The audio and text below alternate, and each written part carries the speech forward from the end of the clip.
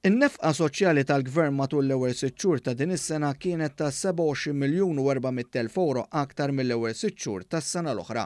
Statistika maħruġa mill-Uffiċċju Nazzjonali tal-Istatistika l-NSO turi li din iż-żieda ġiet l-aktar miż-żieda oħra li tal-Gvern din is-sena fil-pensjonijiet.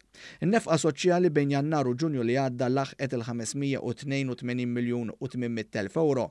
Din fisret żieda ta' 4.9% fuq l-istess perjodu tas-sena l-oħra. In-nefqa fil-benefiċċji kontributorji bħal pensjonanti kienet ta' 21 miljun u 700,000 euro aktar. Minn din iż-żieda 20 miljun u 900,000 euro, jiġifieri kważi ż-żieda kollha fil-benefiċċji kontributorji ġiet fin-nefqa fil-pensjonijiet.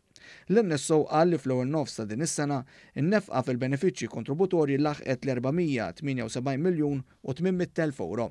Kien hemm żieda oħra fost oħrajn fil-bonus kontributorju li jagħti l-Gvern lil-ħaddiema. Hawnhekk in-nefqa żdiedet bi 3 miljun euro. Meta niġu għal benefiċċji mhux kontributorji bħal Children's Allowance, in-nefqa żdiedet b'5.8% u laħqet kważi l-104 miljun euro.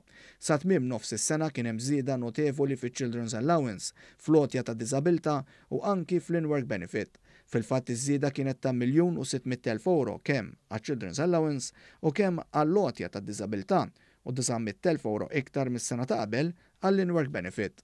Fl-ewwel nofs din is-sena l-aktar nies li gawdew mill-benefiċċji kontributorji kienu l-pensjonanti kważi 54,000 persuna b'kollox.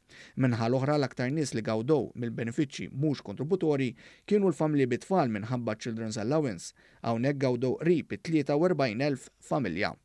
Intant fi tweet il-Prim Ministru Robert Abela spjega kif tul il-pandemija l-Gvern Malti għen lil minnu fil-bżonn.